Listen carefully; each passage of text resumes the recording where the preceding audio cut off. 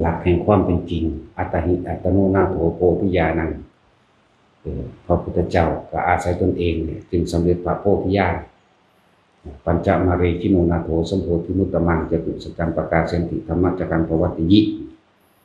พระผู้มีพระภาคเจ้าทรงชนะมารทั้งห้าด้วยศีลด้วยสมาธิด้วยปัญญาและการเข้าสู่ความรู้แจ้งเห็นจริงจึงเป็นด้วยจตุสัจจังธรรมะจตุสัจจังประกาศเสนติหมายถึงรู้แจ้งแท่งตลอดในอริยสัจสี่นั่นแหละธรรมะจักกังปวัตติยินะเขาถึงธรรมคือความจริงอยู่เหนือโลกเอเตนะสัจวัชเชนะโหตุเมชยมังคารังหมายว่าเราต้องพึ่งพาอาศัยตัวเองเท่านั้นจึงจะเป็นผู้ชนะได้นั่นแหละจึงบอกว่าพวกภิกษุนักบวชทั้งหลายเขาบวชมากบวชตามพระวินัยพระวินัยคือพระศาสดาของเขาทำตามพระวินัยเขาบ่ได้ทำตามใจไผนะบ่ได้ไปเอาใจกิเลสไผบ่ได้ไปเอาใจคนอื่นซึ่งเป็นคนขี้เหล้าเมายาเล่น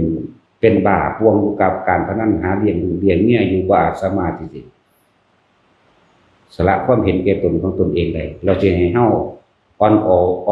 นผ่อนปรนอ่อนน้อมไปเอาใจเพื่อให้คนอื่นมาเข้าใจไม่เห็นใจ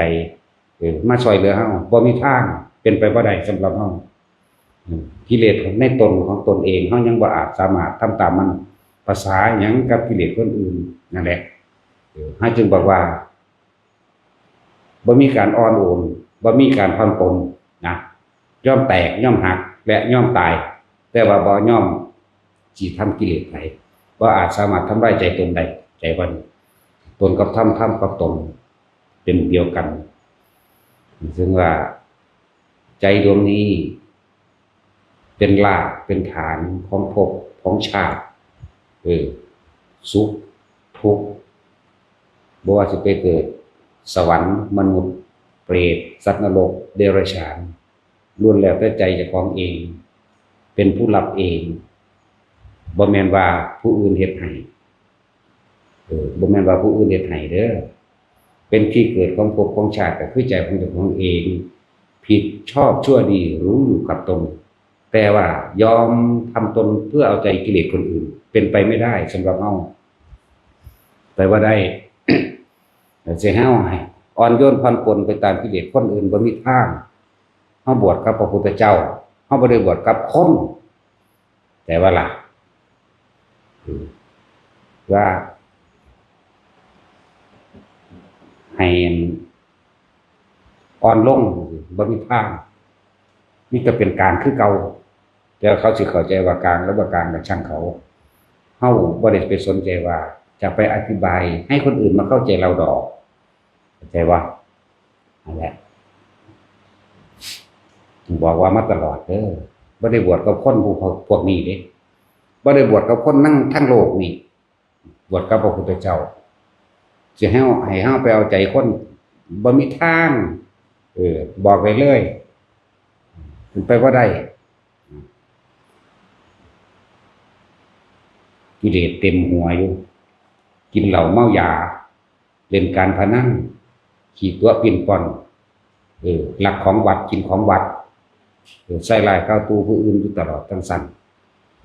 สิให้เฮาไปเอาใจคนทั้งสั้นติโอ้ยหมายังดีกว่านั้นอีกเด้หมายังดีกว่าคนประเภทนี้อีกจักบ่ล่ะบ่แม่นว่าเลวเลยว่าเลวกว่าหมาพวกทั้งสั้นสิเฮาไปเอาใจพวกเลวกว่าหมาที่โอ้บ่มีทางมันเลยสัตว์นรกลงไปอีกแล้วมันอยู่ใต้ก้นอเวจีแล้วสิให้เฮาอ่อนโยนผ่อนปรนที่บ่มีทางจะคุยขามึงซ้ำจักว่าล่ะของเฮามันอยู่ในคติเวรย่อมระงับด้วยการฆ่าเจ้ากรรมนายเวรแล้วเนาะตัดสินนั่นแหละอย่ารักการอย่าทฤษฎีหลายแต่ละคนอย่ารักการอย่าทฤษฎีหลายบอกอันนึงให้ประสบการณ์จริงชีวิตจริงเฮาอยู่เฮารู้ดีของเฮาเองพระเจ้าอาโศกหาคนเท่าใดเป็นร้อยล้านว่าก็บ่เห็นว่าสิไปตกนรกเพราะปานใดแต่เป็นงูเท่าเดียวนั่นแหละแน่ นั่นแหละถ้าจึงประเทศนี้ก็จะเป็นประเทศใดก็ขาคนมาพอได้เนาะเห็นบ่ล่ะอย่ารักกันเออตัวของเป็นผู้อยู่ตัวของเป็นผู้ดูดีคนอื่นบ่รู้บ่ได้รู้คือเฮาเด้เฮาเป็นผู้อยู่ในพื้นที่เฮาเป็นผู้ดำเนินของเฮาเองผู้อื่นสิมารู้ดีมาตัดสินให้เฮาตีบ่มีทางฉะนั้นหลักการเดียวที่พระพุทธเจ้าทรงตรัสเอาไว้ดีแล้วถูกต้องพอเบิดตัวแนวเฮาเถียงบ่ได้อัตหิอัตโนนาโถตนแลเป็นที่พึ่งของตนเท่านั้นจะพ้นจากทุกข์จะพ้นจากโลกก็เพราะอาศัยตนนะบ่แม่นคนอื่นเลยเข้าใจว่าล่ะบ่แม่นเลยนะได้จังว่าอัตหิอัตโนนาโถโพธิญาณังพระศาสดาทรงสำเร็จพระโพธิญาณก็ด้วยพึ่งตนเองไม่ได้คนอื่นแหละโดยพระปัญญาของพระองค์เองเท่ากับเหมือนกันรักกันเดียวเหมือนกันเกิดมาตายบ่แห้งกับตัววิญญาณแมงภาษาคนเนาะว่าไปรอดเด้เฮากลัวบุคคลผู้ประเสริฐบ่แม่นกลัวคนมีกิเลส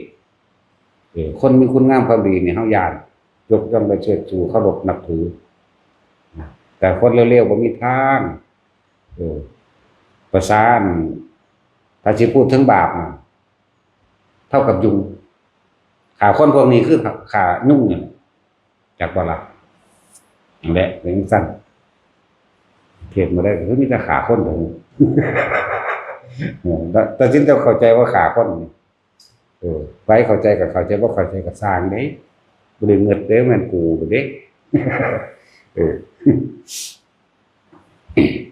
เราจะมาเกิดกับคนเนี่ยพุทธเจ้าเฮาเพิ่นชนะมากคือว่าคือหลวงปู่มั่นเพิ่นสินึกถึงเรื่อยๆเด้ปัญจมาเลชิโนนาโถสัมโพธิมุตตมังจตุสัจจังปกาเสนติธรรมจักกังปวัตตยิเอเตนะสัจวัชเชนะโหตุไมชยมังคลังพระศาสดาทรงชนะมารทั้ง5ด้วยและทรงชนะมารทั้ง5สำเร็จพระโพธิญาณเพราะเข้าถึงอริยสัจเห็นบ่นี่อริยสัจรู้แจ้งเห็นจริงคือเขาถึงถ้ำทะลุออกไปแล้วไปจตุสัจจังจตุแปลว่าหยังแปลว่า4สัจจังคือสัจจะทั้ง4ทุกข์สมุทัยนิโรธมรรคจตุสัจจังประกาศเสนติเนี่ยประกาศแจ้งอยู่ในใจตนประกาศเสนตินั่นแหละถึงว่าธรรมะจักกังปวัตตยิเห็นบ่ธรรมจักรหมุนเวียนคือความแตกฉานในปฏิจจสมบัติธรรมะจักกังนั่นแหละที่หลวงปู่มั่นเพิ่นนึกถึงพระพุทธเจ้านึกแบบนี้แหละสั้นบ่แม่นเอาไว้ขังดอกจักว่าล่ะบ่ได้ขังบ่ได้ว่ากันนั่นกันนี่แต่ว่าเป็นแนวทางเนี่ยสั้นมาคนเข้าใจคือคำบอกของเพิ่นบางที่มันก็บ่มีในบันทึกเนาะตราบใดที่เธอยังยื่นมือขอความช่วยเหลือจากบุคคลผู้อื่นตราบนั้นเธอจะไม่พ้นจากทุกข์ทั้งปวงลึกซึ้งยังไงเด้คำเว้านี่มันบ่แม่นคำเว้ามาเว้าเป็นโลโก้สโลแกนที่เฮาได้ยินได้ฟังหรือว่าเฮาฝันเห็นก็ดีนิมิตนั่นน่ะฝันเห็นก็ว่าไปเว้าเดี๋ยวคนสิว่าสั่งแม่ว่ากูเป็นผู้เห็นเองกูเป็นผู้เห็นเองประสบเองสุสิมาตัดสินว่าบ่แม่นบ่ได้ดอกมันสั่งแหละมันเว้าจริงอยู่เด้เฮานี่เนาะ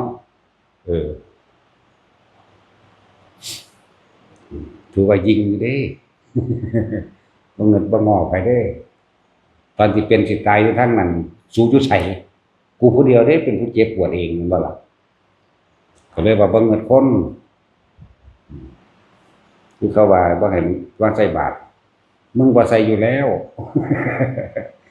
ตั้งแต่มึงว่าบอกสิเอาเกลือไม่กูกินกูบ่เห็นมึงเอามาอยู่มันธรรมดาเด้คือมันตายแล้วกูบักหานก็เลยมันเช่าเถียงมันตายแล้วบอกว่าต้องทำแท็กซี่วันเถียงกับแท็กซี่อยู่ตลอดมันตายแล้วบอกตายบ้านลูกบ้านเมียมันแล้วบอก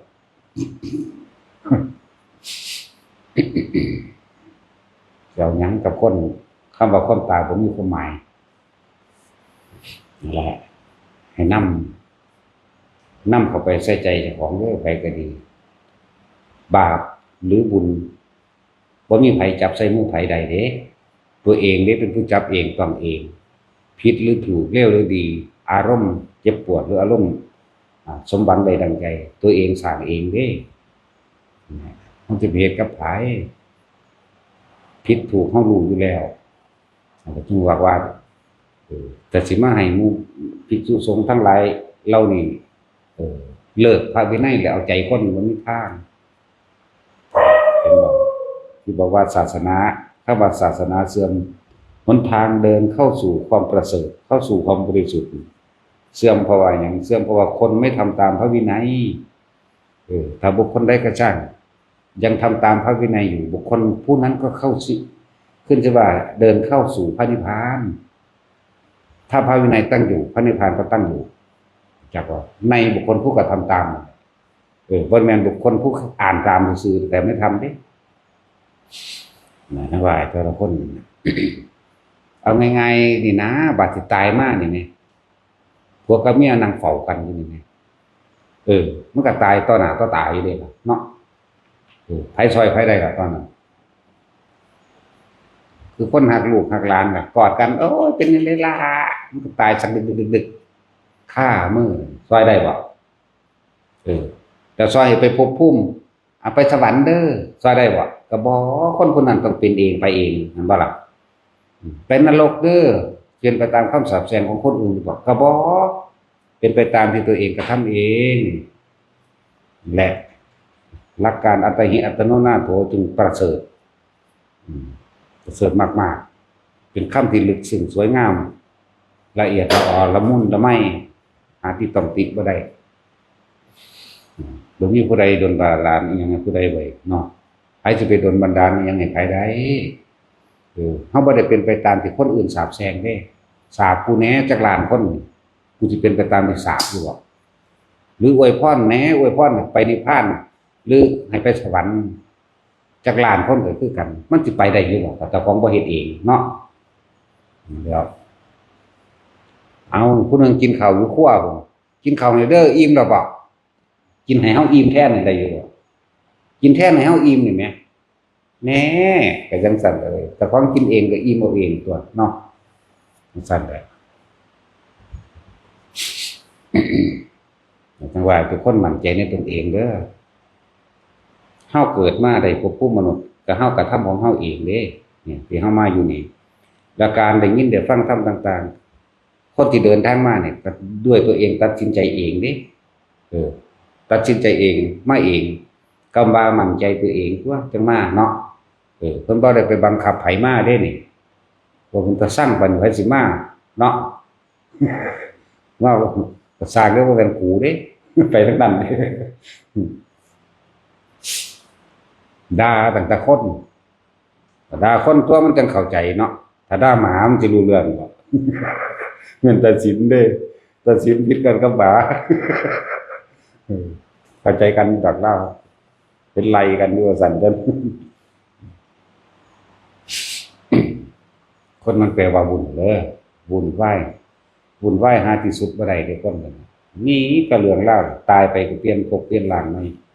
จังซั่นเรื่องเฮาจึงสร้างสมแต่สิ่งดีทำตามคำสอนของพระพุทธเจ้าอันกริยาข้างนอกมันก็เว้าไปเว้าไปเพราะด่ากันด่าแมงโลดแล้วถ้าไผสิตัดสินดอกว่าผู้ใดว่าถูกก็เป็นความรู้สึกของเขาออกมาจากความรู้สึกเขาผู้ใดว่าผิดก็ออกจากความรู้สึกเขาบ่แม่นเฮา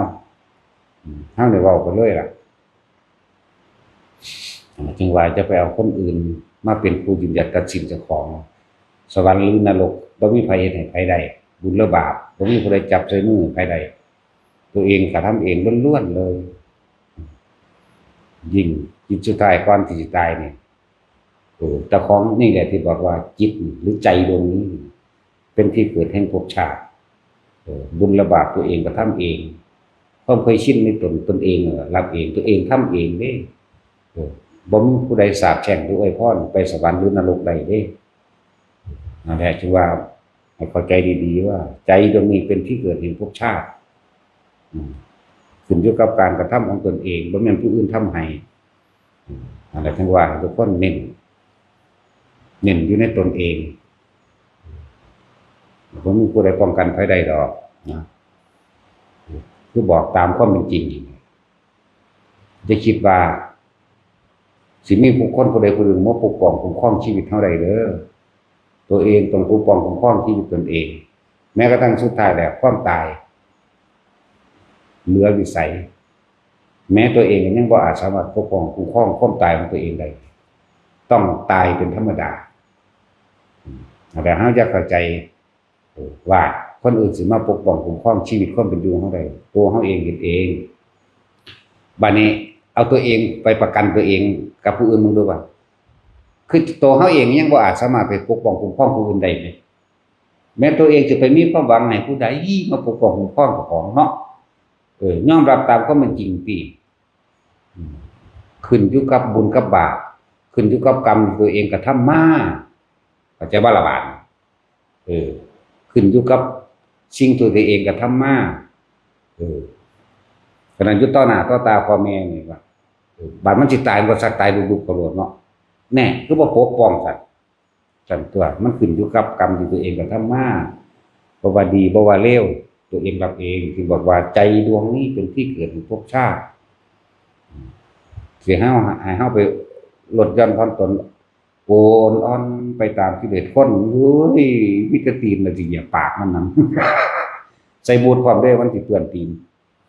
ณตาสินมื้อนี้ต้องตาสินมื้อนี้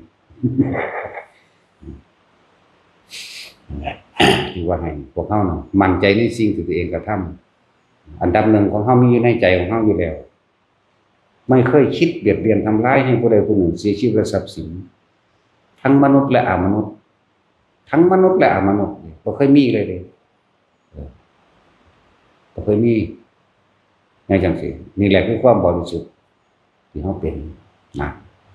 เหลือถ้ามันเป็นจังซี่แล้วจิตมันก็ตั้งมั่นของมันเองมันสิพุ่งออกไปแต่ความที่มันเป็นประโยชน์แต่ว่าความดีคนบ่จักความดีได้เสมอลืมเด้ดีเขาคือได้ทำร้ายผู้ใดตายก็ตาม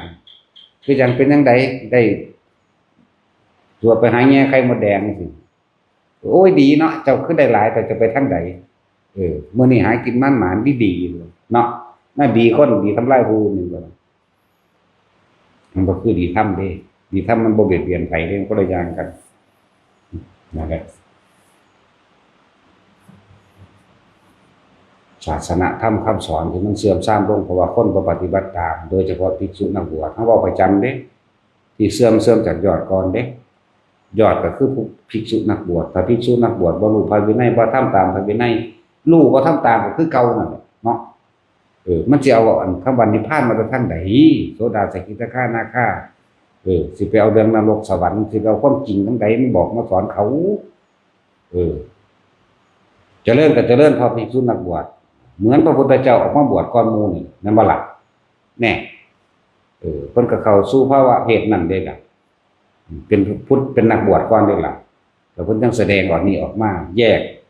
ยกออกมาให้มันแปลกแนวหมู่ตัวบ่มีผู้ใดจูงลูกจูงเมียไปอันแสดงนิพพานเด้เนาะแท็กซี่มึงกล่าวพาลูกมึงไปสอนคนนิพพานเนี่ยเขาสิเชื่อมึงอยู่บ่ไปจังซั่นล่ะเว้ยนั่นแหละถือว่าถ้าเจริญพระพุทธเจ้าเพิ่นก็ปาลูกปาเมียออกมาเด้ล่ะแม่นบ่ซั่นหรืออุ้มกันไปอยู่บ่อุ้มนะเขาเพิ่นก็ปาลูกปาเมียออกมาเพื่อมันสิแสดงแห่งตัวนี้ออกได้ตัวเพิ่นเป็นตัวอย่างให้เบิ่งแล้วเด้ล่ะเนาะทรัพย์สมบัติทุกอย่างสละออกแล้วนี่ไอ้สิ่งที่ค้นหามามากๆทรัพย์สมบัติความมียศถาบรรดาศักดิ์เป็นผู้มีอำนาจสละหมดเลยเห็นบ่เข้าสู่ความจริงโดยธรรมของสันต์จังสิเอาความจริงออกมาแสดงได้เด้ของสันต์แล้ว ความพัดพรากจากสิ่งที่รักก็เป็นทุกข์ลูกกับเมียไปมันสิเป็นทุกข์อยู่บ่ล่ะเนาะคือว่าสมชายนั่นแหละสู้จะตายใจได้สู้บ้านนำกันสู้สวะสว่างอยู่แล้วจักว่าล่ะก็มันเห็นอยู่นั่นเด้ นั่งหันได้อีเอ็นเรื่องเด้อนั่นแหละตายใจเด้อยากว่าล่ะทั้งสั้นแล้วไหว้ทุกคนให้เห็นถึงความจริงมันร่วมอยู่ในอริยสัจสี่แล้วล่ะธรรมะทั้งปวงเฮ็ดให้เฮาสามารถเข้าถึงความจริงได้หรือรู้ตามความจริงได้แม้ความเกิดก็เป็นทุกข์เกิดมาแต่ละคนให้แว่ออกมาเนาะกำเมื่อให้เพ่นหรือว่าสันเดชแดงที่ขึ้นอยู่โตมันก็เลยเนาะกำเมื่อให้แว่ออกมาหิวแต่เอาใส่นมขันเศร้าด้วยเนาะตั้งแต่แล้วมีเป็นทุกข์เพราะว่าอย่างกินทุกข์เพราะว่าหิวเพราะว่าร้อนเพราะว่าหนาวเนี่ยทั้งร่างกายก็ดีเป็นสั่นใหญ่ขึ้นมาอีกเป็นทุกข์เพราะว่าจากเจ็บไข้ได้ป่วยได้บาดเนาะเป็นทุกข์เพราะว่าจากใดนั้นแต่ก็นี่แต่ว่าได้ดังใจนี่แม่ไม่ได้ไปอยู่ไกลนึงเด้อยู่น้ำเฮาเนาะทุกข์เพราะว่าพลาดจากสิ่งที่รักเป็นทุกข์เพราะว่าตายแน่ทั้งสั่นก็นี่เนี่ยความเกิดเป็นทุกข์แก่เป็นทุกข์เจ็บเป็นทุกข์เนี่ยพลาดจากสิ่งที่รักเป็นทุกข์ตายเป็นทุกข์นี่มันอยู่นี่สาเหตุแห่งทุกข์คือความอยากเนี่ยอยากนั้นก็ไล่ไปเอาเองที่ชีวิตเจ้าของเองคนคิดเจ้าของเองเนาะถ้าว่าไม่อยากเด้ดับทุกข์นิโรธหรอก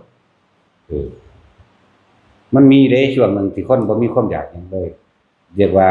นิพพานชั่วขณะจักว่าล่ะมันมีมันหน่อยเรียกว่าล่ะมันบ่ได้แซ่อยู่เลยเด้มันหน่อยในช่วงขณะเสี้ยววิหรือ2 วิจังซี่นะหน่อยๆซะนั้นแหละก็เลยนิโรธก่อนคนทั้งเอามรรคมีองค์8มีหนทางในการดับทุกข์นั่นสัมมาทิฏฐิมีความเห็นตามความเป็นจริงสังกัปโปดำริก็ตามความเป็นจริงคิดขึ้นในขณะที่ตาหูจมูกลิ้นใจกระทบสัมผัสรู้สึกก็คิดไปตามความจริงนั่นเองแต่ว่าจากคำว่าตัวอาชีวะวัจโมสติจนถึงสมาธิไปมีหนทางนึงเดินกับคำบริสุทธิ์จังหวะมันอยู่ในอริยสัจสี่นั่นแหละก็ต้องไปรู้ยังมากมันโดยอริยสัจสี่ก็ไปทุ่มลงอนิจจังอนัตตาที่เขาได้บัดเนาะอนิจจังทุกขังอนัตตานี่ได้บัดเนี่ยยอดมันถ้าพวกมูอาราระดาบทอุตกะดาบทอสิตะดาบทที่เขาเจ้าเก่งๆที่จิตเขาเจ้าเรียกว่าทรงได้ตั้งมันในชาตินี้แล้วถ้าท่านพระพุทธเจ้าบอกว่าสิ่งทั้งหลายทั้งปวงไม่ควรเข้าไปยึดมั่นถือมั่นเพราะสิ่งใดทั้งปวงเป็นอนิจจังเป็นอนัตตาเขาเจ้าบรรลุเข้าเดียวนึงเด่นเพราะเขาเจ้าบ่ขาดปัญญาบางหนีนึงไหมขาดบางหนีนึงไหมจิตตั้งมันบ่ซอซายแล้วเหลือตั้งแต่ว่าการเห็นตามความเป็นจริงซื่อๆไหมแม่นบ่ล่ะแม้แต่ความสงบก็ไม่เที่ยงวางสิมันคนก็จะบรรลุแล้วล่ะมาแล้ว ทุกคนไปแสดงกับพวกม่วนจดินทั้ง3แสดงเกี่ยวกับอธิตตปริยายสูตรนั่นเลยแม่นบ่ล่ะตาเป็นของร้อนหูเป็นของร้อนจมูกเป็นของร้อนรูปก็เป็นเสียงร้อนเพราะว่าอย่างร้อนเพราะว่าความใคร่อยากนั่นบ่สั่นรูปเป็นของร้อนเพราะความใคร่อยากแน่ครับเขาเจ้าเพิ่มเข้ามาใคร่อยากโอ้นี่บัดนี้สิ่งทั้งหลายทั้งปวงนั้นเป็นของเกิดของดับเป็นของแตกจากกุศลนิตินิพินทติเหมือนว่าเวทนาจะปีนิพินทติสัญญาจะปีนิพินทติจากกุญญาณในปีนิพินทติอันแน่พระเจ้าประเทศไปมันบอกโอ้แม่นแน่พระเจ้าก็ว่างน่ะบรรลุเป็นพันเพราะการฟังล่ะเพราะว่าอย่างพระเจ้าตั้งมั่นมานานแล้วพระเจ้าตั้งมั่นมานานแล้วคือจังไหนพวกเฮาเนี่ยส่งชาติไปเถิดไปเถิดมันนักเห็นหรอกพระเจ้าเรียกว่าเขาจะเอากสิณไฟเป็นเครื่องอยู่ทรงชาติจะเริ่มชาติโดยการเพ่งไฟเรียกว่าคือพระเจ้าได้เอาเรื่องไฟมาเทศเลยไฟคือราคะไฟคือโทสะไฟคือโมหะเลยเดินบาตาเป็นของร้อนหูร้อนจมูกร้อนเพราะความใคร่อยากนั่นในความใคร่อยากใดดังใจมันเฮาเองตอนนี้เพิ่นก็บอกว่าสิ่งใดก็สร้างมีความเกิดมีความแตกดับเป็นธรรมดานะ เขาจะบรรลุเลยล่ะเพราะเขาจะตั้งมั่นมานานแล้วจิตตั้งมั่นมานานแล้วนะคือเน้นย้ำแต่ละคนเด้อเชื่อมั่นตนเองกับมรรคมีองค์8เด้บ่ได้ไม่เชื่อมั่นหลวงพ่ออันนี้เด้หลวงพ่อปกป้องคุ้มครองใครบ่ได้เด้ถ้าเจ้าของก็สิตายอยู่เนาะบอกให้เด้อบ่ได้ปกป้องคุ้มครองใครได้จักคนแม้กระทั่งตนเองมันบ่แท็กซี่มึงว่ากูสิว่าตายบ่กูก็ตายคือกันเด้แถมซ้ำจากตายมันก็บ่ตายอยู่ห่างกูบ่ได้อยากอยู่ด้วยกันกินข้าวบวชแควการกินข้าวเดี๋ยวก็ร้อนเดี๋ยวก็หนาวมันสั่นแหละว่าแต่ละคนเด้อหลักการเดียวที่พระเจ้าเทศน์ออกมาว่าอัตถิอัตโนนาโถมันบ่มีแนวเถียงกันเด้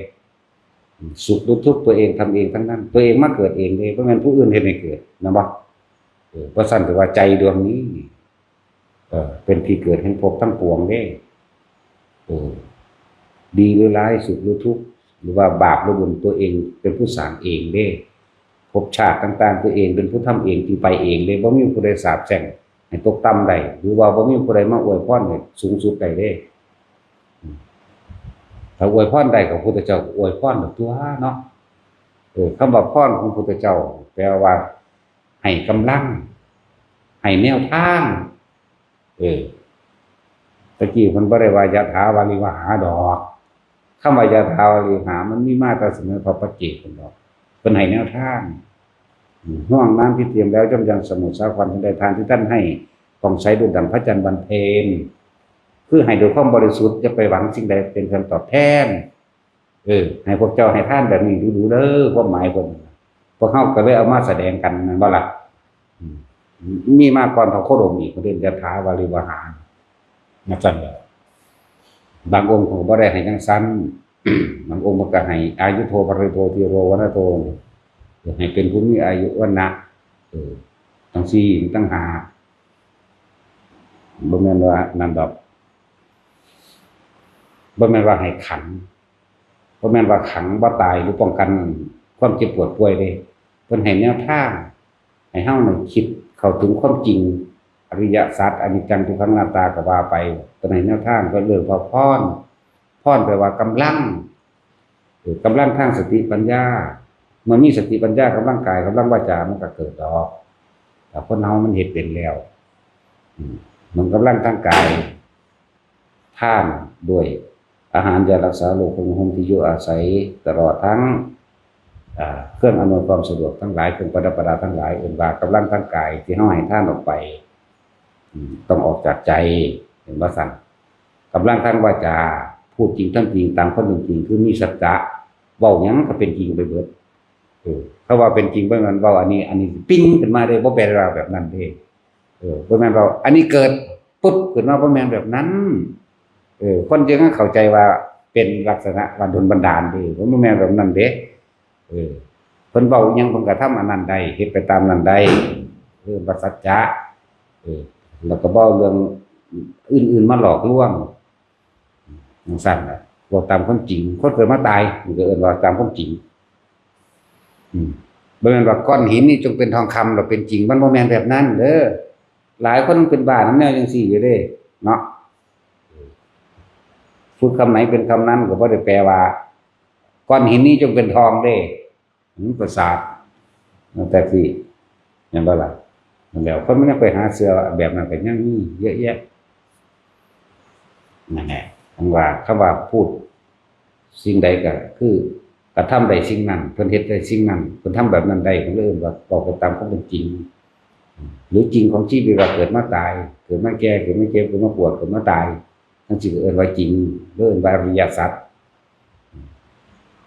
อริยสัจ4ก็ว่าไปผู้บ่เบียดเบียนแล้วจอมพูดแต่ความจริงเอิ้นอริยสัจสัจจะแต่ว่าบ่แม่นนั่นบ่แม่นสัตว์หมาเด้จังว่าบ่ให้ไปหางมง่ายกับความเชื่อความเชื่อ เพราะทุกอย่างนั่นสิสำเร็จหรือล้มเหลวสิ่งหยังก็แล้วแต่ก็ต้องอาศัยศรัทธากันเนาะความเชื่อเนาะเด้อแต่เฮาเชื่อในทางผิดเชื่อบ่ตามความเป็นจริงเฮาก็หลงวนอยู่หั่นแหล้วเชื่อว่ามีสิ่งศักดิ์สิทธิ์เชื่อว่ามีเทพเจ้าบันดาลเชื่อว่ามีสัตว์ต่างๆดลบันดาลโชคลาภวาสนาอิหยังใดเชื่อว่ามีผู้อื่นดลบันดาลนั้นนี่ให้นี่มันบ่เป็นสัจจะมันบ่เป็นความจริงมันบ่เป็นไปตามจริงมันเป็นสัมมาทิฏฐิเป็นมิจฉาเป็นความเห็นผิดเป็นความเห็นถูกต้องตามความเป็นจริงนี่แหละความเชื่อนั่นแหละถือว่าจริต6อีกศรัทธาเนาะ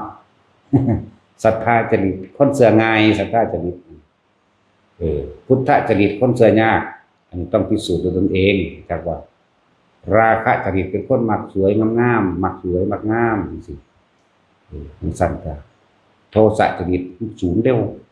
โมโหปึ้งเขาบอกว่าผู้ใดเว้าหยังบ่ผิดก็โมโหเว้าถูกก็โมโหมันสั่นโทสะจริตราคะโทสะโมหะจริต6เรียกว่าไปจริตคือนิสัยนั่นแหละจักว่าจริตก็คือนิสัยนั่นเองเป็นคนมีนิสัยเสือคนง่ายเรียกว่าสัทธาจริตเป็นคนมีนิสัยมักพิสูจน์ซะก่อนเรียกว่าพุทธจริตเป็นคนมีนิสัยมักของสวยๆงามๆประดับตกได้เรียกราคะจริตความยินดีพอใจในแบบนี้แต่บ่ถูกตามที่ใจกูพอใจนี่กูบ่เอาเรียกว่าราคะโทสะโมหะและยังอีกหลายหนึ่งลืมละครบแล้วบอกว่าศรัทธาพุทธะราคะโทสะโมหะอีกอย่างหนึ่งหน้ามันยัง คือว่านักจัดรายการเราผู้เดียว ถามผู้ใดก็ซึ้งลิ้นอยู่ ตรงนี้จริต6เขาจะว่าลืมละมันเป็นหลักการหลายเขาก็ได้บอกปานใดมันเป็นหลักการส่วนมากเขาเอาประสบการณ์มาเว้าหลักการก็เว้าอยู่น้อยๆเว้าอยู่บ่แม่นว่าเว้าคือเรื่องนั้นไหว้พระสวดมนต์มีผลบ่มีการสวดมนต์สาธยายธรรมคำสอนจะเป็นการรักษาหรืออนุรักษ์คำสอนของพระพุทธเจ้าไว้อย่างหนึ่งมีอานิสงส์ที่พวกเขาออกจากใจของเขาครับคนตั้งใจสวดตั้งใจสาธยายหรือสวดมนต์บัดเฮาว่าสวดมนต์ตั้งใจสวดมนต์ด้วยความบริสุทธิ์ใจมันก็เหมือนกับว่าเฮาเป็นกระบอกเสียงเอาคำสอนพระพุทธเจ้าออกแสดงเด้อานิสงส์มีมากเด้ที่บอกที่ท่องจดจำกันมานี่ท่องมาจากใจเลยมันบ่ล่ะตะกี้บ่มีหนังสือเทรวาทแปลว่าจดจำมาจากพระผู้ใหญ่พระผู้มีอายุจังซี่แหมฟังกระทำตามสืบต่อกันมาเด้ต่อมาจังมามีหนังสือเขียนบันทึกเอาไว้เด้แม่นบ่ล่ะก็มีดอกคำว่าเทรวาทอันนั้นอันนี้มีแต่พุทธเจ้าผู้เดียวนั่นแหละมหานิกงนิกายก็บ่มีดอกถ้าปฏิบัติดึงเดียวกันแล้วบ่มีปัญหาดอกแต่ว่าถ้าว่าแย่งกันเฮาจังแยกเพราะว่าได้แยกแล้วแต่ว่าถ้าแย่งกันนำมันนั่นนี่บ่ได้ การสวดมนต์มันมีอานิสงส์มากเด้อทรงจำคำสอนพุทธเจ้านี่เป็นการที่อยู่ในจิตเฮาเลยบ่เสื่อมบ่คลายบ่หายไปไหนเป็นหนทางที่พุ่งตรงไปข้างหน้าหมายถึงเดินทางไปสู่พระนิพพานแต่ว่าเวลาเฮาสวดเป็นการแสดงธรรมแทนพระพุทธเจ้าปัจจุบันถึงแม้ว่ามันสิเป็นภาษานั้นแต่ว่าผู้เขาเข้าใจผู้เขาได้ยินได้ฟังเขารู้ก็มีอยู่พวกเฮาบ่ได้เรียนบาลีพวกเฮาแปลบ่ได้เนาะแต่ว่าอีกพวกนึงที่ท่านพระพุทธเจ้าเขาก่อนมันเป็นภาษาเขาเลยเขารู้จักโดยภาษาเลยพวกวิญญาณหมายถึงพวกเทพเทวดาทั้งหลายเขาเข้าใจเลยเด้บ่ได้แปลอีกเด้มันเป็นภาษาไปเลยภาษาใจไปเลยนะนี่แหละจึงบอกว่าอย่ามาดูถูกเด้คนสวดมนต์ไหว้พระอานิสงส์มันมีมากจะอาศัยการสวดมนต์ไหว้พระถือว่ามันจะมาจดได้จนเท่าสมัยนี้พวกสวดอริยสัจพวกธรรมจักรพวกนี้ก็ว่าไปนั่นแหละเป็นการทรงจำคำสอนไว้แต่มันจะเป็นเครื่องอยู่ในใจของเรา ที่เป็นหยังเขาเจ้าเพื่อนทองอีหยังได้เร็วๆนะก็เพราะว่าของเก่าเขาเจ้ามันมีเลยเพียงแต่ว่ามันบ่ทันเลยมีผู้ไปสะกิดต่อมมันเกิดขึ้นมาซื่อๆในฐานะที่เป็นเด็กน้อยหรือเอ่อถูกกรรมบางอย่างบังบดไปพอตอนมีสะกิดปั๊บขึ้นมามันก็ทองได้จำได้เร็วเด้ผู้อ่านหนังสือบ่ออกที่ไม่ใช่หน้ายานี่แหละธรรมจักรนี่เทื่อเดียวมันตึงเงิดคือหยังนี่ธรรมจักรกับปวัตตรสูตรเอาเขาก็เอาไปเอวมีสุตังเอกันสมจันทภควาเด้บ่แม่นสวดสั่นคือเฮาได้พุ่นยังว่า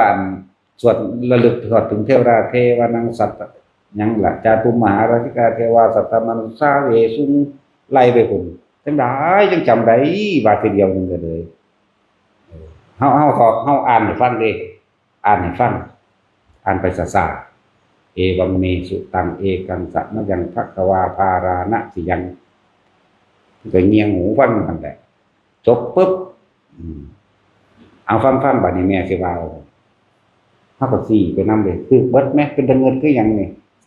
นั่นแหละเพราะว่าเขาเจ้ามีของเก่าเขาเจ้าคนทองบนจดจำมาตั้งนานแล้วล่ะหลายภพหลายชาติมันก็ค่อยตอมเขาไปทางตรงบัดเนี่ยอันนั้นซื้อบ่ออกเจ้าทองได้บักหลายก็พระอีกแต่เงินคือหยังนี่บักยาวๆยังได้ไปจำได้คักปานนั้นเพราะเฮายังพอแห้งอยู่เด้บ่แม่นว่าจำง่ายๆเด้มันก็ดีหลายรอบเติบอยู่เด้เนี่ยกับเน้นอีกคนนึงทองทีเดียวแล้วปิดหนังสือได้ไหมแล้วมันก็ทองลึกๆๆเลยแม่มันบาดวะอย่างเร็วอีกทำไมบทนี้นำกันก็ดีแต่จังหวะมันมีคุณค่ามากอยู่นั่นคนนั้นบ่บรรลุแต่ว่าล่ะนั่นคนผู้นั้นบ่บรรลุแต่ว่าได้สาธยายธรรมแสดงธรรมตัวนี้ออกไปอีกคนนึงฟังบรรลุก็มีเด้บ่ล่ะมันสั้นแล้วคือพระอานนท์ก็สิเว้าพระอานนท์สวดมนต์เก่งกว่าหมู่เนาะพระอานนท์พระเจ้าก็ว่าเป็นพระโสดาบันมาลูกศิษย์พระอานนท์เป็นอรหันต์มีบ่แน่ก็จังซั่นเลยเอาโปรดทิตะก็ได้อันเถรไปลานเปล่าที่พระพุทธเจ้าเปรียบเทียบนั่นน่ะลูกศิษย์เป็นอรหันต์สามเณรนั่นแม่นบ่ล่ะอันนั้นยังแต่ของยังปุถุอยู่ยังหนาอยู่จังซั่นแล้วมันก็จะว่ามันบ่มีมันมีอยู่ของมันโพธิตะเป็นอุปชฌาย์เน้นหน่อยนั่นต้นนี่เทศน์ให้เน้นฟังแสดงธรรมเน้นฟังแต่ว่าภาษาเฮาว่าสวดมนต์ตะกี้เป็นภาษานั้นเนาะนี่เลยบรรลุจังซั่นตัวเราจังว่าเฮ็ดไปเถิดยังก็เลยการอ่านหนังสือธรรมะก็เอิ้นว่าการปฏิบัติธรรมเพราะยังกุศลให้เกิดในจิตละอกุศลออกโดยแล้วนี่สัพพะปัสสะการสุรสูปสัมปทานี่มันสายจิตตะหรือพระกันเอตังพุทธนาศาสนังคำสั่งสอนของพระผู้มีพระภาคเจ้าทุกพระองค์ให้ละอกุศลออกจากจิตคือจะไปคิดถึงมันอันนี้บ่ดีอันนี้เราคิดถึงแล้วทำลายผู้อื่นพร้อมตนเองพร้อมเฮ็ดให้เจ้าของเดือดร้อนเสียหายชีวิตทรัพย์สินพร้อมนี่นะให้คิดถึงแต่สิ่งที่คิดถึงแล้วเกิดความสงบเย็นลมเย็นภายในจิตใจของเจ้าของเองเลื่อนว่ายังกุศลให้เกิดในจิตแน่เพิ่นเอามาร่วมมันมีได้ล่ะแถมสำนักว่าพุทธานาศาสนังอีกนะบ่เป็นนี่คือคำสั่งสอนของพระผู้มีพระภาคเจ้าทุกพระองค์ก่อนเพิ่นแสดงว่าพระพุทธเจ้าเฮาเพิ่นก็เกิดผ่านหลายพระองค์อยู่แล้วล่ะเนาะเพิ่นยังเอามาสรุปรวมไว้ให้พวกเฮาเกิดความมั่นใจนั่นแล้วว่าท่องจำบทคำสอนพระพุทธเจ้าท่องจำบทสวดมนต์ก็เป็นการปฏิบัติธรรมอย่างหนึ่งทำวัดสวดมนต์ที่ท่องจำได้แล้วก็เป็นการปฏิบัติธรรมอย่างหนึ่งฟังธรรมก็เป็นการปฏิบัติธรรมเดินจงกรมนั่งสมาธิยืนสมาธิเดินสมาธินอนสมาธิก็เป็นการปฏิบัติธรรมทั้งนั้นเพราะงั้นเราจะไปเคร่งเอาตาอรหันต์อย่างเดียวดอกเข้าใจว่าล่ะมันไปเคร่งไปกึงเอาอยู่เพราะตอนนั้นเนี่ยหลายๆอย่างตัวที่มันค่อยๆสังสมกันไป ที่ว่าจังกุศลกรรมบท10เนาะสั่นก็ชักจูงคนมาฟังธรรมปฏิบัติธรรมก็เป็นการปฏิบัติธรรมเป็นการบูชาอย่างหนึ่งเหมือนกันมันบ่เป็นการปฏิบัติบูชาในลักษณะนั้นชักจูงชักชวนโมทนาส่วนบุญของผู้อื่นก็เป็นการปฏิบัติเป็นการเอากุศลเข้าในจิตเข้าใจว่าล่ะว่าแต่อันยังกระสังหรือมันเป็นกุศลเข้าไปในจิตเป็นการปฏิบัติทั้งนั้นชักจูงผู้อื่นทำเองมั่งโมทนาส่วนบุญผู้อื่นมั่งแสดงธรรมให้ผู้อื่นฟังมั่งท่องบนทรงจำให้ตนเองมั่งนี่ไหมได้ทั้งเบิดได้หรอทั้งสั้นแหละไม่ว่าจะไปเคร่งเครียดหลายบ่ได้อันนึงมันก็ได้อันนึงเฮ็ดไปเรื่อยๆคือคนทั้งหลายนี่ถ้าบารมี10บ่เต็มมันก็เป็นไปบ่ได้มันเป็นบันไดของมันเป็นว่าท่านอาหารแต่ละสารของเราที่อยู่อาศัยตลอดทั้งเมืองมันก็สะดวกสละความเห็นเอกแก้ตัวออกได้มันก็รับดึกกับไปสู่ศีลตัวคนเฮาเห็นแก่ตัวได้จังขาจังดักจังปุ่นจังกี้เนาะเนี่ยบัดนี้เฮาท่านสละของออกได้เอาไปมาสละความเห็นแก่ตัวออกเบิดแล้วสละของตนเองได้ย่อมตายเพราะศีลบ่ทำแน่มันก็เข้าใจว่ามันก็บ่ไปทำลายตัวเองผู้ใดผู้หนึ่งเสียชีวิตทรัพย์สินตลอดทั้งมนุษย์และอมนุษย์เนี่ยก็เป็นศีลได้เห็นบ่เนคขมะคือหยังการข่มจิตให้ออกจากอารมณ์ความใคร่อยากเนคขมะก็เลยกามนั่นแหละจักบ่ล่ะเนคขมะนี่เฮาแปลพยายามแปลให้คนเข้าใจคือการบวชจังซี่บัดนี้มาเห็นก็บวชได้ก็ว่าอีกล่ะเนาะบวชชีพรามจังซั่นเนคขมะคือการภาวนาก็ว่าการข่มจิตให้ห่างออกจากความใคร่อยากในกามในรูปในรสในกลิ่นในเสียงในสัมผัสทั้งกายปัญญาการรู้แจ้งเห็นจริงตามความเป็นจริงของสิ่งทั้งหลายทั้งปวงตัวเลิศว่ารอบรู้ในกองสังสารถ้ารอบรู้แล้วมันต้องสังขารทั้งหลายหาความที่ลั่งยิ่งบ่ได้ไม่เพียงแน่หรือว่าปัญญาเนี่ยทานศีลเนคขมะปัญญาวิริยะเมื่อมันรู้แจ้งตามความจริงของมันแล้วความเพียรพยายามของเฮาเองนะบ่ล่ะ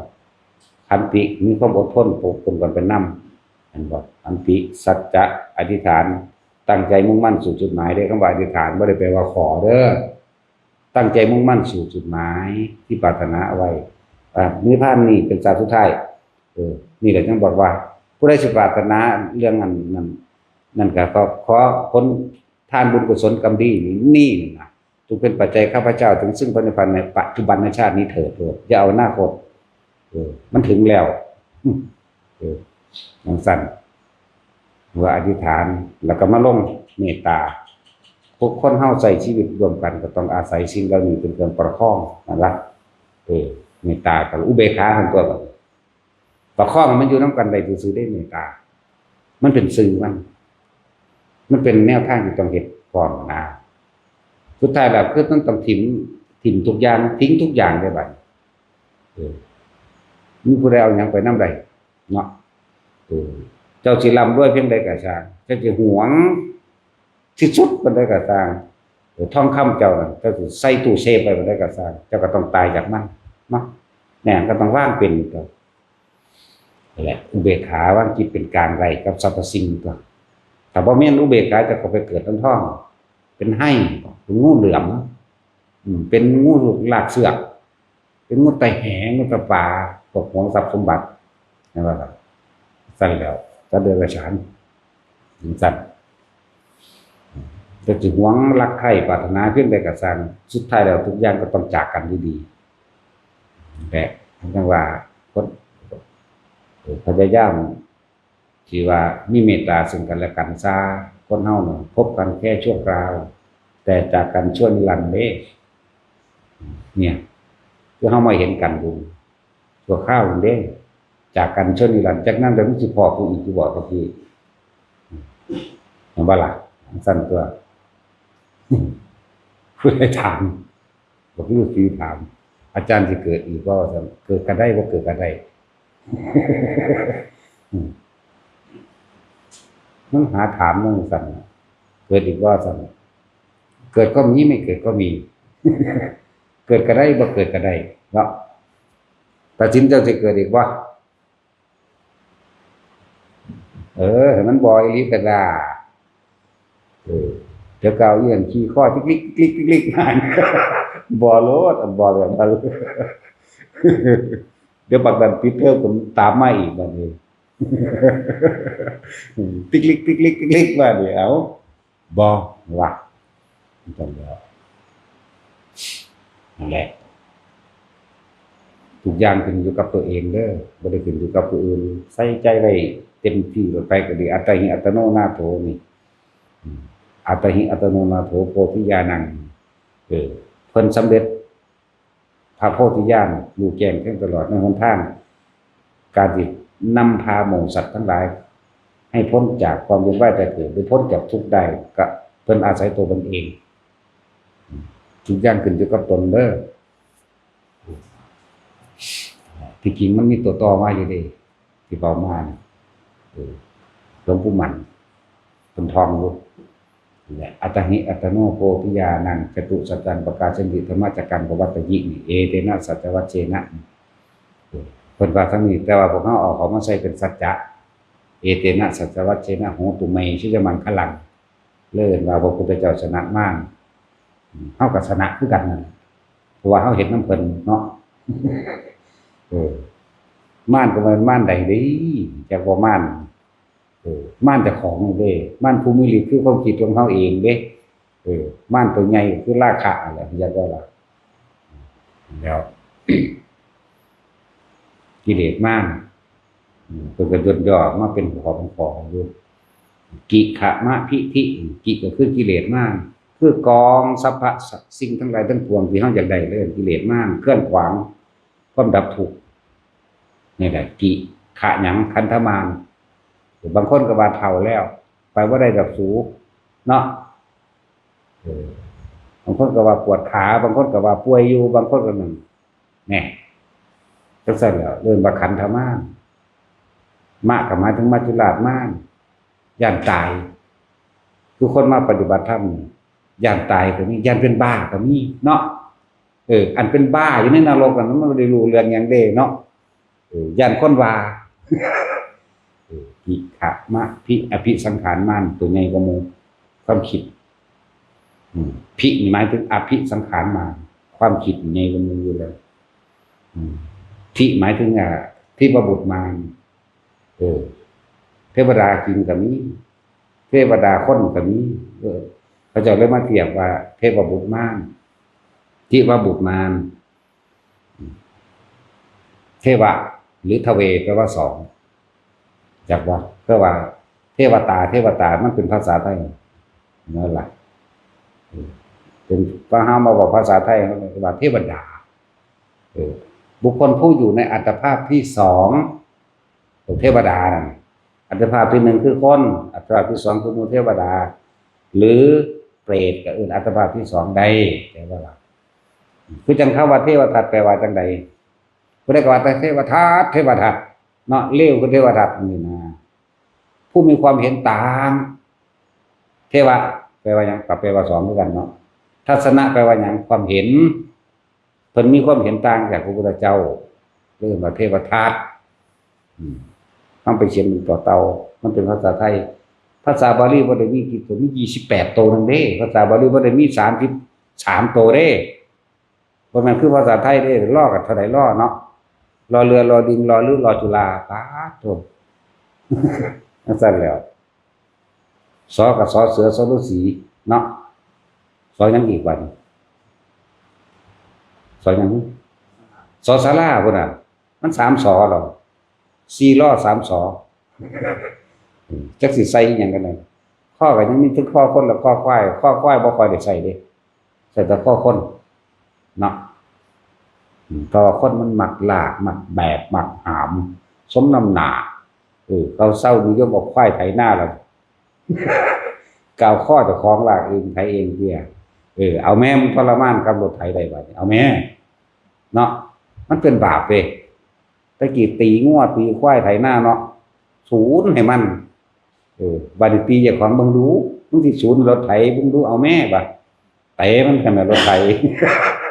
ให้ซั่นแล้ว บังคับมันไถเบิดมือเบิดเว้นคืองัวคือควายตะกี้เอ้ามึงบังคับตัวเองไถกับมันดูบาดแม่นบ่ล่ะมันได้บาปเนาะธรรมดาบ่ แล้วทั้งเบิดนี่ก็คือว่าทุกคนเห็นทุกข์เห็นทุกข์ในเจ้าของเห็นทุกข์อันเกิดจากความอยากเจ้าของ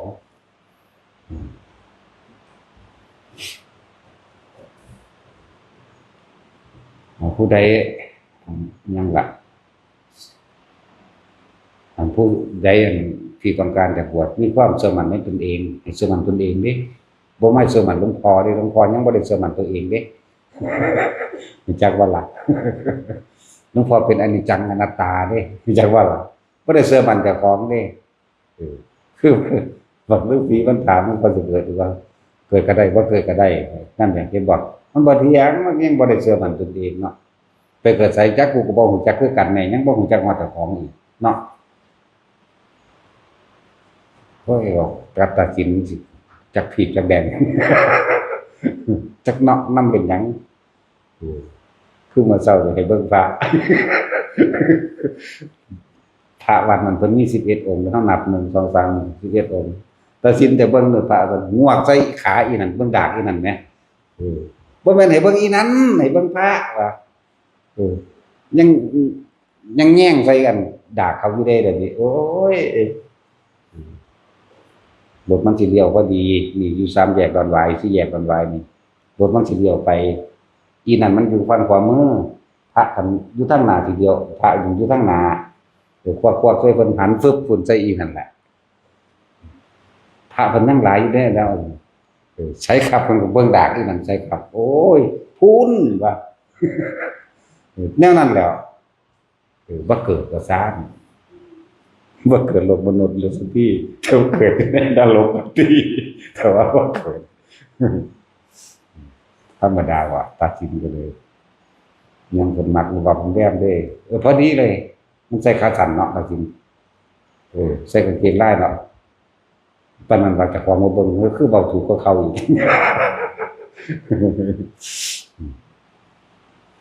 นั่นแหละสิ่งจังสี่มันเร็วเลยเนาะมันเร็วเลยแต่บอกเบิ่งพระมันเพิ่นมีจักองค์นับเบิ่งดูแต่ว่าหางตามันเห็นอีนั่นทั้งที่ตานี่ตรงไปหาพระเด้พระเพิ่นบิณฑบาต11องค์เนาะแต่หางตามันเห็นอีนั่นนิดหน่อยป๊าดตัวมันคือโฟกัสไปหาเขาโลดนั่นแหละเร็วว่าล่ะนี่คือความเคยชินในความอยากของเจ้าของเองราคะตัวเองนี่แหละความยินดีพอใจในรูปรสเครื่องเสียงมันชินมันปั๊บสลดเด้แต่ว่าให้พวกเฮามาฝึกอันนี้มันชินแล้วบัดฝึกอยู่กับตนเองฝึกอยู่กับลมตนเองฝึกอยู่กับความรู้สึกในตนเองมันชินพวกผู้มาใหม่ผู้แม่ซี่มาใหม่ไปฝึกเอาเด้อนั่นแหละพวกเด็กน้อยพวกเขาฝึกให้ก็สิให้พวกเฮารู้จักฐานที่ตั้งแห่งใจเฮาเองให้เฮาจักว่าจะออกจากความรู้สึกตัวให้เฮารู้จักว่าฐานที่ตั้งแห่งจิตคือหยังแล้วอยู่กับมันก็แค่นั้นแหละหลายอย่างมันสิคอยเป็นเอาเองเฮาบ่ได้ไปให้มันเป็นเพราะเฮาตั้งอยู่ในเหตุของมันเองเหตุคือจะหนีออกจากกายเวทนาจิตเวทนากายเฮาสิเห็นเองดอกธรรมก็เลยตะกี้เห็นโดยสัญญาเห็นโดยสังขารเห็นโดยความคิดนึกปรุงแต่งมันสรุปผลต้องได้อยู่แต่ว่ามันว่างบ่ทันได้แต่ว่าแต่เห็นโดยความมีจิตตั้งมั่นแล้วมันสิเห็นความคิดเจ้าของก็ยังบ่เที่ยงเปลี่ยนแปลงแปรปรวนไปเกิดดับแล้วมันจะคลายของมันเองโดยเฮาบ่ได้เป็นผู้ว่างเห็นดูเข้าว่างเอาเองเด้อนั่นแหละจริงๆหลักการของมันบ่ได้มีหยังมากมันบ่ได้มีหยังมากเด้อที่มันมากก็ว่าเฮาไปจดจำมาหลายอย่างแล้วเฮามีการเปรียบเทียบมันก็เลยเป็นของยากมาล่ะมันยากเพราะว่าหยังเฮาอยากเป็นคือเพิ่นเฮาบ่เป็นตัวของตัวเองเฮาบ่อัตถิอัตโนนาโถนี่ใช่ว่าล่ะเฮาบ่เป็นตัวของตัวเองเฮาบ่อยู่ในตัวเองเฮาบ่อยู่ในกายของตนเองเฮาบ่อยู่ในกายเวทนาจิตตนเองนี่เฮาเลยบ่เห็นธรรมเฮาไปเห็นตั้งแต่ธรรมภายนอกหมายถึงความจดความจำโดยสัญญาโดยความคิดปรุงแต่งคิดนั่นนี่ที่จริงคนเฮามันรู้บ่ต่างกันปานใดดอก เนาะอันนี้จังอนัตตาบ่ได้ก็รู้ได้แต่เหตุจังใดเฮาสิอยู่ในตัวนี้ได้มันสิเข้าถึงมันได้ต่างหากรู้ได้เบิดทุกคนว่าสิ่งใดสิ่งหนึ่งเกิดเป็นธรรมดาสิ่งนั้นดับเป็นธรรมดาแต่ว่าเจ้าสิว่างความเป็นธรรมดามันได้บ่นี่นะนั่นบ่ล่ะนี่ได้ยอดความรู้ทั้งเบิดนะยอดความรู้มันอยู่นี่เลยที่หลวงตาเพิ่นว่าเหยียบย่างไปตามพระไตรลักษณ์นะไตรแปลว่า3ลักษณ์แปลว่าลักษณะ3ความจริงและความไม่เที่ยงแท้แน่นอนความทุกข์และความบ่มีตัวตนความเสื่อมสลายแตกกลับไปเรื่องอนิจจังทุกขังอนัตตาถ้าเฮาบ่ยึดจักอย่างดึงคำว่าทุกข์ออกอนิจจังอนัตตานั่นคือยอดธรรมเนี่ยมันสิเอาหยังมาทุกข์ก็มันบ่เข้าไปยึดไงมันก็เห็นซื่อๆธรรมดาซื่อๆนะจังว่าบอกว่าท่านได้เป็นฝึกให้เป็นเด้อแล้วพวกใดสิว่าสิหน้าเขาทองใดซำใดแล้วกันหน้าสำหรับผู้สิมาบวชพระถ้าทำได้จักน้อยแล้วก็ให้พระเจ้าซ่อมให้หลวงพี่ปวกซ่อมเอาเด้อพอดีเราเอาเน้นมาบวชนำบวชพร้อมเน้นก็ได้ดอกมีผู้เดียวก็บวชผู้เดียวนั่นแหละพระก็ดีผู้ใดสิบวชพระก็ดีส่วนเน้นเอารอไปจักน้อยเขาปิดเทอมมันระหว่างวันที่15กับมันเนาะอันบ่ส่วนมากเอามันคล่องบทบ่คือมีหมู่หลายเลยมีหมู่หลายเรียนได้นำเขาเสิร์ฟเด้เรือมาบันเตนำเขาเขาว่ามาบันเตกูอาหารบันเตอยู่นำเขาก็มีเด้เรียไปผ่านเลยก็มีมันหลายแต่ผู้เดียวมันต้องนิ่มๆแต่ถ้ามีพระคนนึงก็บวชเนียนเป็นบ่ได้ว่าเป็นนำบวชมันมีละ2-3แล้วละเนียนเป็นอยู่ในนี่อยู่ในเฮานี่แหละ2-3บ่แห้งแล้วล่ะแต่ว่าเดี๋ยวจะเอามาจุ่มกันไปหลายคนให้อันหมู่หลวงพี่ปวกครับอันหมู่ดินมันสอนเราหมู่ดินที่เอิ้นองค์ดำเฮาเอิ้นหมู่ดินส่วนหลวงพี่ปวกเอิ้นกับแก่มันเป็นพี่น้องกันมันเกิดเป็นกับแก่มาหลายศาสตร์นะมันเลยบ่ลืมลายมันเลยซักไว้อย่าลืมกับแก่ผู้จะพูดเป็นพี่น้องกันกับแก่บ่ที่ต้องสมาทาน